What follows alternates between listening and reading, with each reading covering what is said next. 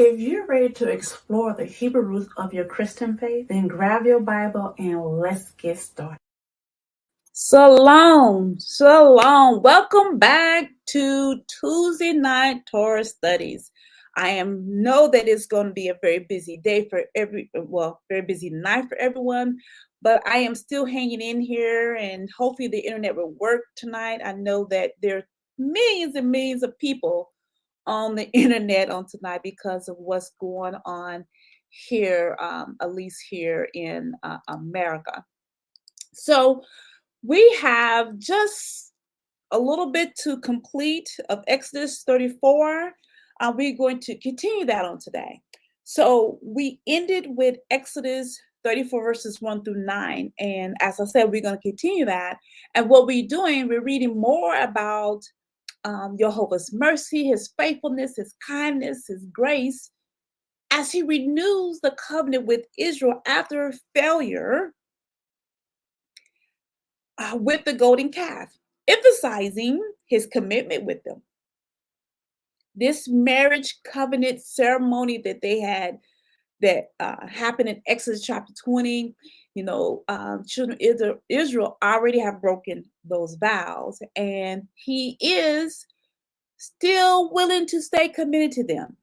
Now, what we're going to continue on is reading how he lays out the instructions for holy living, warning them against forming alliances with the surrounding nations to avoid being led to adultery again. Don't go this direction again.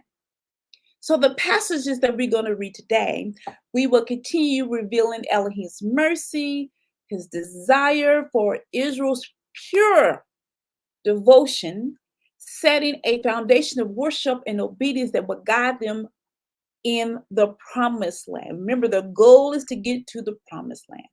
Welcome to Reconcile the Kingdom. We're working towards growing in the harmony of the whole word of truth. My name is Patrice Robinson, and I greatly appreciate every last one of you who's able to join me live and those who will be joining me in the replay. First of all, I always give thanks and appreciation to returning subscribers for your support. It is greatly appreciated. Remember, continue to send those comments, share the link, give a thumbs up, and those are the ways that you already been doing. Appreciate you. We're growing the ministry. In order for us to reach the nations, teaching biblical doctrine, sticking with biblical doctrine, and not going with the dogma of men. New subscribers, welcome to the family. Thank you for your support. Thank you for allowing me to be before you and joining us on this journey. You are too greatly appreciated. Now, just do the same things that we spoke about return subscribers. Comment, share the link, give me a thumbs up because we know, many of us, I know I should say, in YouTube, what makes a difference and how the algorithm moves is thumbs ups and comments. So let me know what city, what state, maybe what faith that you have grew up on, something else that you would like to see on this channel. Just go ahead and just lay it out. Always be respectful, respect everyone in the community. Once again, I greatly appreciate you. Don't not be shy. All visitors, welcome. And I'm hoping that you're ready to join this family that does not mind searching the scriptures, a family that does not mind challenging the religious system teachings that we have been under for hundreds of years, a family that's open to being a lifetime student of the Bible, and that you're ready to explore the Hebrews of your Christian faith. And you're not supposed to be afraid of this. You're supposed to be enthusiastic, excited, and ready to study the scriptures. And we do know the scriptures came from the perspective of Hebrew roots first. Then we got all these translations and things like that. So it's easy to join this family. All you have to do is hit that subscribe button below. Don't forget the bell because the bell lets you know when I'm live, any announcements or any updates that will be coming from this ministry. And visitors, just jump right on in, comment, share, and give a thumbs up. Follow me on Facebook if you have not. Remember, we're trying to grow Facebook because Facebook's required for you to have 50 followers to be live. And we were live once and they made that change. No, we are no longer live on Facebook. I would love to get back live on Facebook. For all of you who are supporting me here on YouTube and on Instagram, join me on Facebook. And of course, Instagram is, I want you to join that because that's also the area where we focus on the calendar, Yehovah's calendar, because we're coming into the ninth biblical month. And I have to check because that may have happened last night. I hope I didn't miss it. So join me on Pinterest, Spotify, YouTube. So I will update Instagram about the calendar, and we are most definitely getting ready for the 12th biblical month. And we have the RK Biblical Studio on Etsy. That's where you can get the workbooks from. That's where you get the worksheets from. That's where you get the scripture wall or from. All the ways you can support the ministry and learn and study alongside with me. So all that's available to you. The love drawer for we use for the Cash App is available to you. All these ways. And you can find all of these in the description box. So I'll leave that to your timing and make sure that you're led by the Spirit on what area, what you do, how much, all those type of things. Now, I don't want you to forget, at the end of today's teaching, you have an opportunity to ask questions about everything that's presented to you today. And I encourage asking questions because many people don't give you opportunity to ask questions live. So this is what I do offer on this channel. And there's other channels that offer that too. But I'm encouraging you to make your questions and your comments respectful. And of course, share the link throughout the teaching. So make sure what you have in front of you is a Bible. It's hard for many people who actually go to Bible study and do study, go places without their Bible when you need your Bible for Bible study. So have all your writing utensils, have your workbook if you have that, your worksheet if you have that, or a piece of paper. Have something so you can take some notes and you can go back and test what I share with you. That's important. You test what someone brings before you. Now we're going to, I'm gonna bring up my sheet. It is just small and simple, because the simple fact is we have not finished Exodus chapter 34. We only went through verses 1 through 9, not last week because the internet was down last week. The week prior, so October the 22nd is when we were doing Exodus 34 verses 1 through 9. Now, this verse 1 through 9 is all about Jehovah's character. How compassionate, how merciful, how the grace that he shows, graceful he is, that he's slow to anger and abounding of faithfulness, love, and truth. Now, what's fascinates me out of Exodus verses 1 through 9 is that not only that Jehovah tell Moses that he brings the stones up and all those type of things, and Moses did all that. Then the next morning he arrives at Mount Sinai again. This is the second time that he's up here. This time Moses calls upon Jehovah. This is verse 1 through 9. And Jehovah descends in a cloud near Moses, and Moses called his name Yehovah. Then Jehovah passes in front of him and began to speak his own name and said, Jehovah, Jehovah, Elohim, compassionate, merciful, slow to anger, and abounding of faithfulness and truth. And he was talking about himself. So we get to understand his character. It's important to understand the Father and the Son. I am not a believer of the Trinity because the Father is spirit and he gives his spirit to people.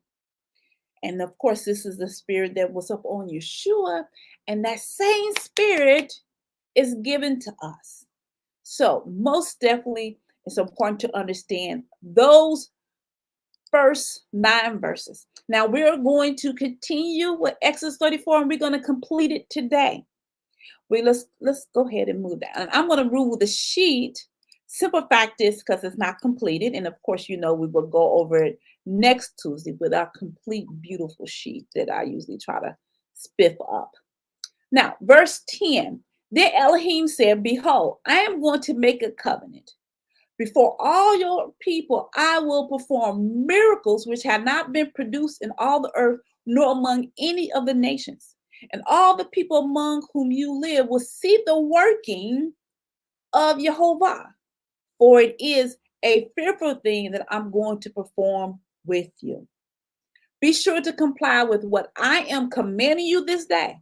Behold, I'm going to drive out the Amorite from you, and the Canaanite, the Hittite, Perizzite, Hivite, and the Jebusite. Be careful that you do not make a covenant with inhabitants of the land into which you are going, or it will become a snare in your midst. But rather you are to tear down their altars and smash their memorial stones and cut down their ashram, which is groves. For you shall not worship any other God, because Jehovah, whose name is jealous, is a jealous Elohim. Otherwise, you might make a covenant with the inhabitants of the land, and they will prostitute themselves with their gods and sacrifice to their gods, and some might invite you to eat from his sacrifice.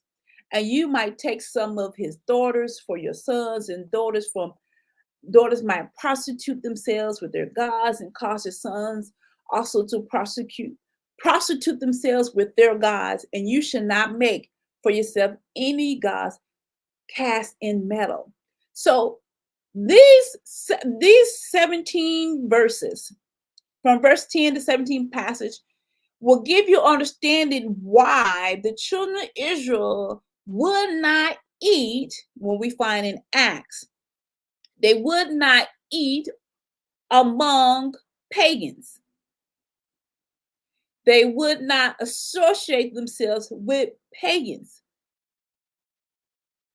because They may be persuaded in the other way. They might be eat their food that the pagans were sacrificed, offered to their gods, and then eat it. So this is why these are particular things are said in the New Testament, of course, in Daniel and other areas too. Just want to put that culture context in your mind as you're going through the scriptures, as you, especially when you get into Bereshit, the New Testament. Now, if we think about Exodus chapter 32, the issue of them creating and worshiping that golden calf that led them to killing about 300,000, no, 3,000 non-repentant men. There are others repented. Some did not participate in the worship of the golden calf. But so Yehovah is offering continued coverage in his covenant because they repented. This is something that Moses made sure that was done. Yehovah said he would be doing things for them, performing miracles, that which have never been produced before. Now, if we look at what happened in the time of Egypt, while they were in Egypt, those 10 plagues, those 10 plagues has never happened before in the way that Yehovah caused them to happen. He performed other, many miracles in during that time. And what about the manna? No one's ever done that before. Of course, the quail, splitting of the Red Sea, and much more. So what he's saying is that there is more to come. So yes, stick with Jehovah's instructions and discipline yourself, because he is willing to drive out the Amorites from you, the Canaanite, the Hivite, Parasite, and the Hivite and Jebusites, those who that land is promised to Abraham and his descendant. Now, here's the warning. Remember this. Don't go over there and make a covenant with them, because that is going to cause a problem with you. That is going to be a snare to you, because you are in covenant with me. You're in covenant with me, and I'm jealous. You can't go over there serving their God. So, Father, what do I do when I get into this land? This land of all this is already going on. Tear down the altars, smash the memorial stones, cut down their ashram. Now, the worship of other gods is strictly prohibited in the Torah because it undermines the exclusive covenant between Yehovah and his people. Now, the ashram, which is groves, or Asherah poles or sacred trees, are known as. These are specific sites associated with the Canaanite goddess. Now, these groves are served as places of worship, often tied into fertility rituals for them to, worship their God and do those type of things at the trees. Sometimes in other places and altars and all of that. And this contradicts Jehovah's way of holy and pure worship. Again, you want to look up Ashram, Asherim, Grove. If you look it up, it's H842, Asherah. That's Ashera. So these groves is idol worship. They, Babylonians, the Canaanite goddess, the fortune goddess, the happiness goddess, the fertility goddess, all of this Baal or Baal, those images, the goddesses, the sacred trees and poles they set up as an altar, the Phoenician goddess, all these images are the same. It just goes from one culture to another culture to another culture. And this is what we kind of see in the culture today. They're commanded to destroy altars, signifies a call to remove how pagan deities are honored, because you do not honor Yehovah the Father in this way. By ordering the destruction of these altars, Elohim emphasizes that Israel worship must be, again, exclusive to him. The covenant relationship between Elohim and Israel leaves no room for competing altars or any forms of worship for any other gods. Destroying these images was necessary to prevent Israel from adopting these idols as their own and worshiping them, and these practices which we see that still happens. Hopefully you went through the book of Judges. If you have not, there's a playlist because it shows you what happened once Joshua dies. Elohim's people were called to serve Elohim, who is spirit. The Father is a spirit. There's no form, whose power is not confined to a man-made object. You know, these little angels and all these things people create and becomes idols.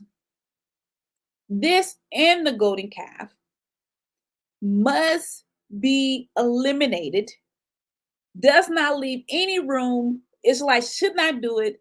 It is nothing that should be done. But what we just talked about, the groves, Baal, and all these other goddesses and things like that, the golden calf, this does not leave Israelites' lives completely. Matter of fact, they do reappear. This is the purpose of the prophet's book. Pay attention. They left Yehovah, and he's calling them back using the prophets. So what does this say? What does this say about him? Do not do these things, because as your husband, I will be jealous. My name is jealous. I am a jealous Elohim. By you giving your attention, your worship, your life to another God, I am jealous because you and I became in the covenant, in a marriage covenant. You bound down to another God is bothering me. I'm jealous. You bound down to a God that has done nothing for you. These gods did not go to Egypt and get you out. Now we can go on and on. They are aware of this, not worship other gods and everything. He spoke it to all of them, was able to hear this in Exodus chapter 20, when he was shouting out the 10. They heard this. They heard, do not worship them nor serve them. For I am Yehovah Elohim. I am a jealous God, inflicting the punishment on the fathers and children to the third and fourth generation, those who hate me. Exodus 20 and 5. For those of your generation to generation, continue to walk in contrary of his way. So when people hear punishment of the fathers of the children in third and fourth generation for those who hate me, they are thinking that they curse from this generation.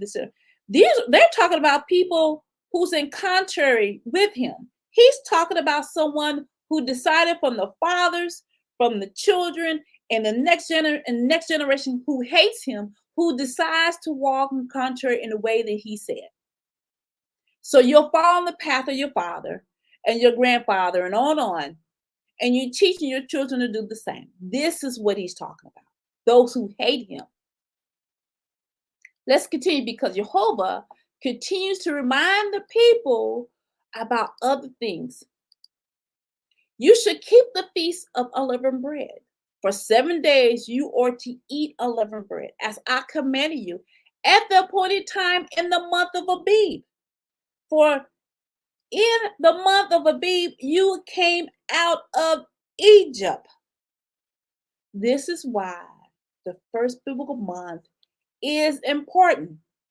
We must understand the first biblical month of Abib is the first biblical month of every year.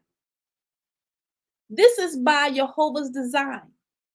Again, set this back in Exodus chapter 12 before they left out of Egypt. In particular, let's read it. Exodus 12, 17 and 20.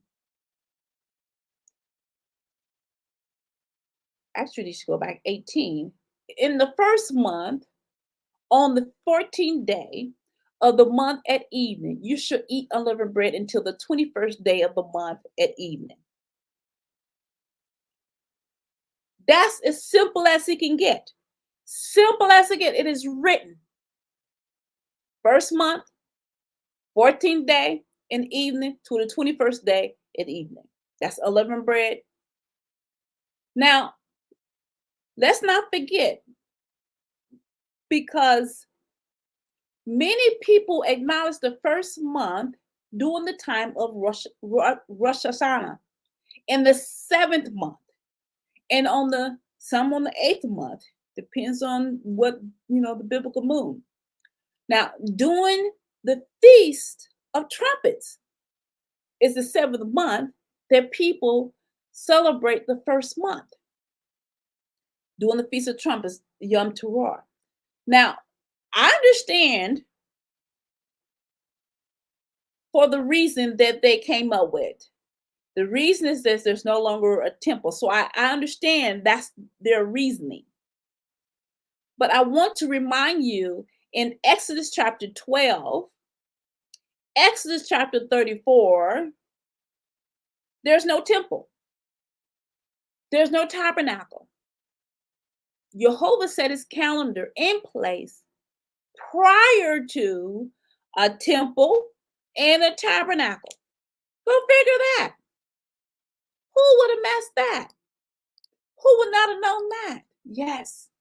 This is why here on this channel, we must definitely use the biblical doctrine. Scripture interprets scriptures.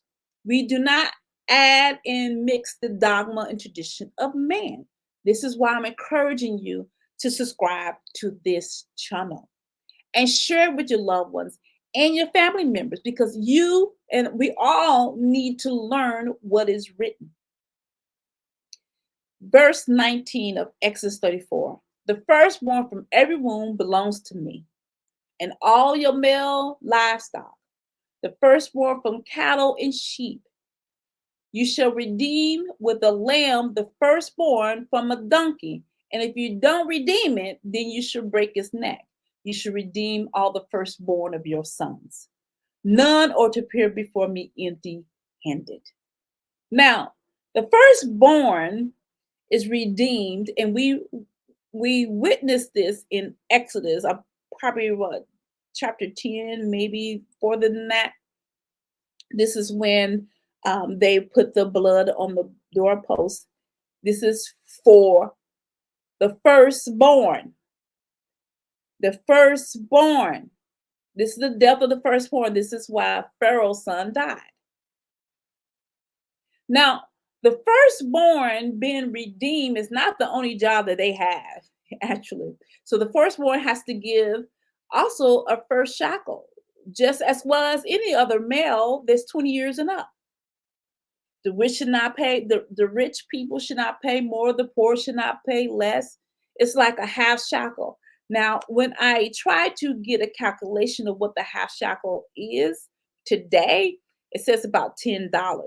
So just think, you collect this $10 from everyone that's 10 and older on a regular basis.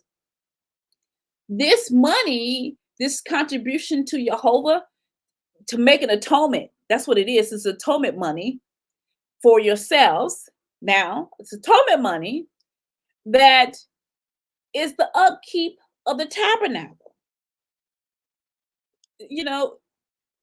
Exodus 20 and 15. Remember that every male turns 20 to provide the upkeep of the tabernacle, just in case you need that reference, because we went over that already. In case you new today, you haven't heard about that. That's the way they kept up with the tabernacle. It was not the tithes that kept the tabernacle up. It was the atonement money, that many people don't talk to you and tell you about the atonement money. Verse 21. You should work 6 days, but on the seventh day you should rest. Even during plowing time and harvest, you shall rest. You shall celebrate the Feast of Weeks, that is the first fruits of the wheat harvest, the Feast of Gathering in the turn of the year. 3 times a year, all your males shall appear before Yehovah Elohim of Israel.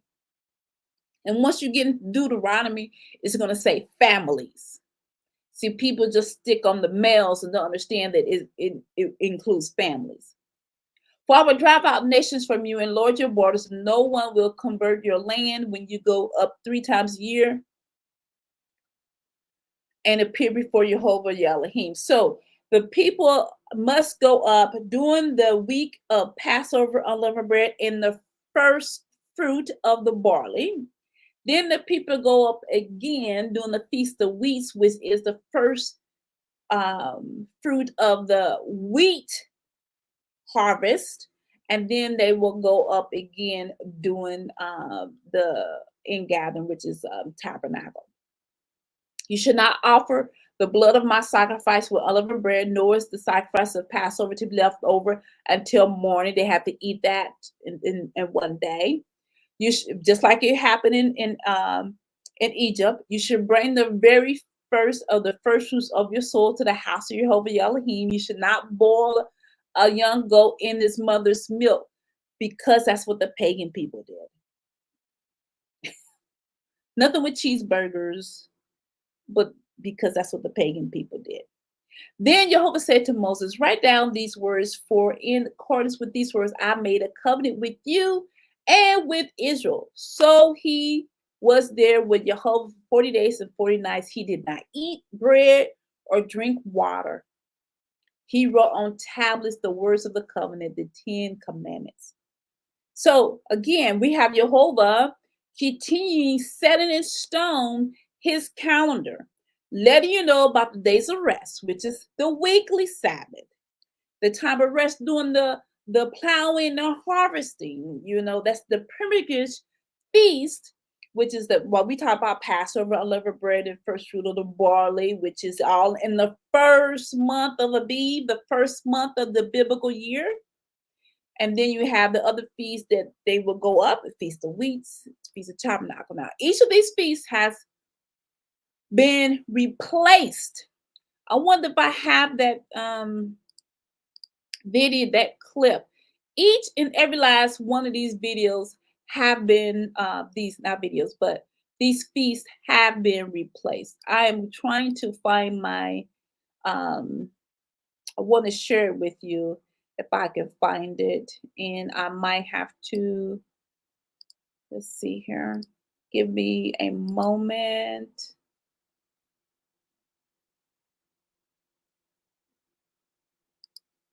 So each last one of these have been replaced. They have been replaced to the holidays have been replaced. Let me say that. So what we have is, for the religious and denominational religious system, replaced these or eliminated these. We have New Year's, we have Easter, we have Good Friday, we have Christmas, and of course we have the one that just been passed, Halloween. Now we remember that that nice word that we've been learning lately in Exodus, and also we spoke about it in Acts, syncretism, a mixture of Elohim's and pagan things put together.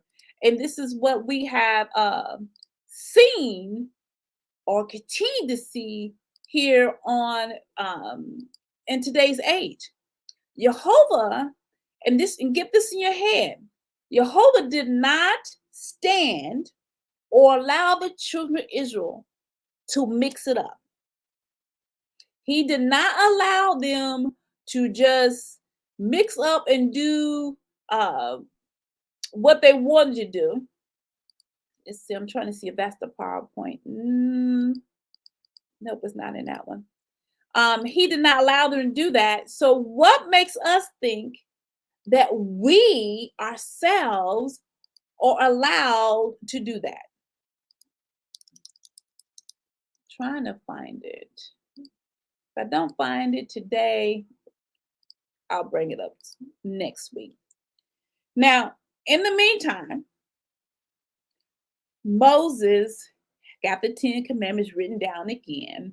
He has spent 40 days and 40 nights again, the second time without bread and water. So this is a total of 80 days, separate times, and 80 nights, separate time that Moses had a one-on-one with Yehovah.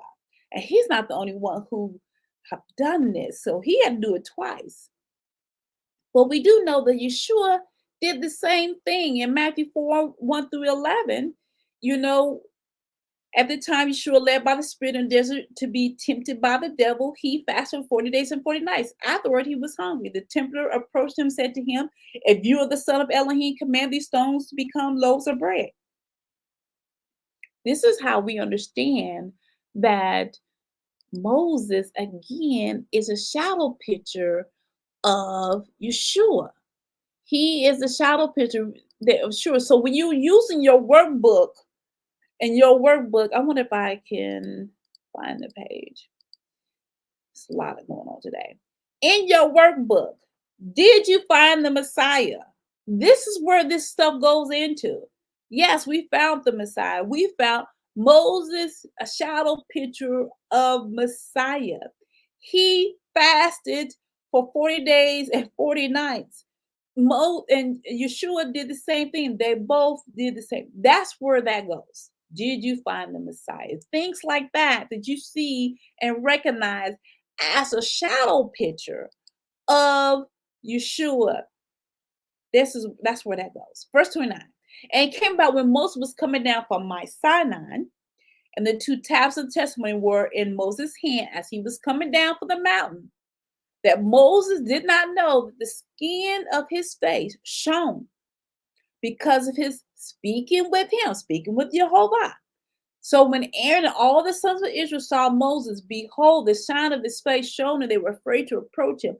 Then Moses called to them, and Aaron and all the rulers of the congregation returned to him, and Moses spoke to them. Afterward, all the sons of Israel came near and commanded them to do everything that Yehovah had spoken to them on Mount Sinai. When Moses had finished speaking with them, he put a veil over his face. But whenever Moses went in before Yehovah, he speak with him, he would take off the veil until he came out. And whenever he came out and spoke to the sons of Israel, that's the children of Israel, what he had been commanded, then the sons of Israel see the face of Moses, that the skin of Moses' face is shown. So Moses will put a veil back on his face until he went back to speak with him. So Moses encounters Elohim in a transformative way, leaving with a radiant face when he comes down again the second time that reflects Elohim's glory. Listen, the people could not stand Yehovah at the bottom of the Mount Sinai during the wedding ceremony. They didn't have a heart then to receive anything.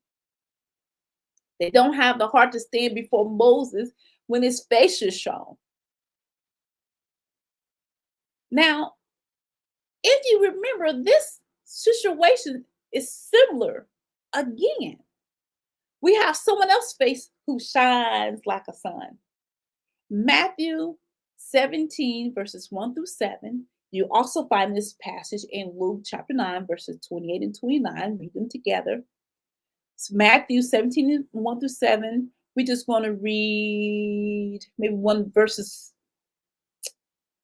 1 and 2. 6 days later, Yeshua took with him Peter and James and his brother John, led them up on a high mountain by themselves, and he was transfigured before them. And his face shone like the sun, and his garments became as white as snow, white as light. So the disciples witnessed this had no idea what to do with this. They had no idea because then they had Moses and Elijah appear before them. So Peter, whose Hebrew name is Kepha, wanted to know if they should build 3 tabernacles, 3 tents. Then a pillar of cloud, remember the pillar of cloud that we just mentioned in Exodus 34, came with a voice. Then the voice came from the cloud saying, "This is my son, my chosen one. Listen to him." See, these are similarities of Moses and Yeshua. This is why when Yehovah said he is sending a prophet like Moses, that's exactly what he did. That's exactly what he did. He sent a prophet like Moses so they would not be confused. They would know all of this, but they ignored it. As we reflect on Exodus 34, we need to make sure we're doing our part. Doing our part in here. Now, I don't see any questions or comments or anything that I need to respond to. That does not mean don't do it during the replay. You most definitely do that.